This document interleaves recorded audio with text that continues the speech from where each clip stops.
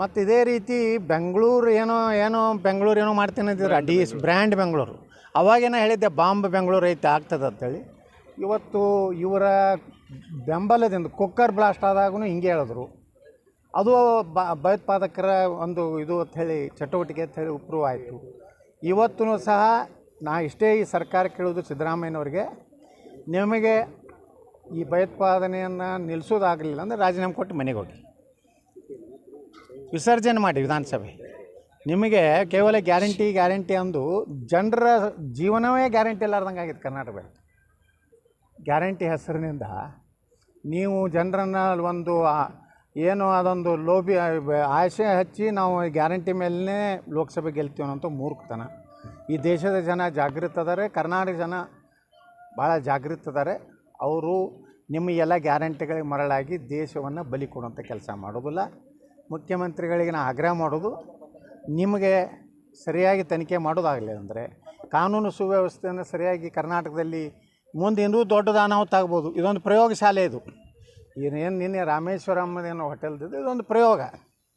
ಹಿಂಗೆ ಎಷ್ಟೋ ದೊಡ್ಡ ದೊಡ್ಡ ಜನನಿಬಿಡ ರೈಲ್ವೆ ನಿಲ್ದಾಣಗಳು, ಜನನಿಬಿಡ ಟಾಕೀಸ್ಗಳು, ಜನನಿಬಿಡ ಮಾರುಕಟ್ಟೆಗಳದಾವೆ.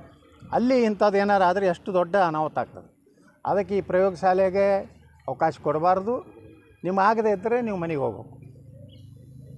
ರಾಮೇಶ್ವರನ್ನ ಟಾರ್ಗೆಟ್ ಮಾಡ್ಯಾರ, ರಾಮನ ಹೆಸರಿರುವಂಥದ್ರ ಮೇಲೆ ಟಾರ್ಗೆಟ್ ಮಾಡಿದ್ದು ಶುಕ್ರವಾರ ದಿವಸ ಮಾಡ್ಯಾರಂದರೆ ಅವ್ರದ್ದೇನಿದೆ ಆ ಸಂಘಟನೆಗಳು ಏನದಾವು ಅವರೆಲ್ಲ ಉದ್ದೇಶಪೂರ್ವಕವಾಗಿ ಅಯೋಧ್ಯೆ ರಾಮ ಮಂದಿರ ನಿರ್ಮಾಣ ಆದಮೇಲೆ ಎಲ್ಲಾದರೂ ಅದರದ ಒಂದು ಇದು ತೋರಿಸ್ಬೇಕಂತೇಳಿ ಮಾಡ್ತಾಯಿದ್ದಾರೆ.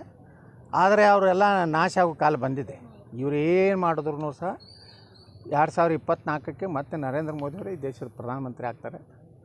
ಇವ್ರು ಕೊಟ್ಟಂಥ ವಿಶೇಷ ಏನು ಸೌಲಭ್ಯದ ಎಲ್ಲ ನಾವು ತೆಗಿತೀವಿ. ಈ ದೇಶದಲ್ಲಿ ಸಮಾನ ನಾಗರಿಕ ಸಂಹಿತೆ ತರ್ತೀವಿ. ಯಾರಿಗೆ ಏನೇ ಸೌಲಭ್ಯ ಸಿಗಬೇಕಾದ್ರೆ 2 ಮಕ್ಕಳಾಗಬೇಕು, ಒಂದೇ ಲಗ್ನ ಆಗಬೇಕು ಕಾನೂನು ಈ ದೇಶನ ನಾವು ಜಾರಿ ಮಾಡ್ತೀವಿ. ಯಾರು ನಿಮಗೆ ಪಾಕಿಸ್ತಾನ ಭಾಳ ಪ್ರೀತಿ ಇದೆ, ನೀವು ಪಾಕಿಸ್ತಾನಕ್ಕೆ ಹೋಗ್ಬೋದು. ಗಾಂಧಿ ಮತ್ತು ನೆಹರು ಕೊಟ್ಟಾರ, ನೀವು ಹೋಗ್ರಿ. ನಿಮಗೆ ಇಲ್ಲಿರುವಂಥ ಹರ್ಕತ್ತಿಲ್ಲ. ಯಾಕಂದ್ರೆ ನೀವು ಜಿಂದಾಬಾದ್ ಅಂತ ಯಾವುದು ಭಾರತಕ್ಕೆ ಅನ್ಬೇಕು. ನೀವು ಪಾಕಿಸ್ತಾನಕ್ಕೆ ಎತ್ತಿ ನಾವು ಪಾಕಿಸ್ತಾನಕ್ಕೆ ಹೋಗ್ರಿ. ಇಲ್ಲೇನಾಯ್ತು ಮಕ್ಕಳೇ? ನಮ್ಮ ದೇಶದನ್ನು ತಿಂದು ನಮ್ಮ ಸ್ಪೀಕರು ಅವ್ರಿಗೆ ಅಭಿನಂದನೆ ಸಲ್ಲಿಸ್ತೀನಿ.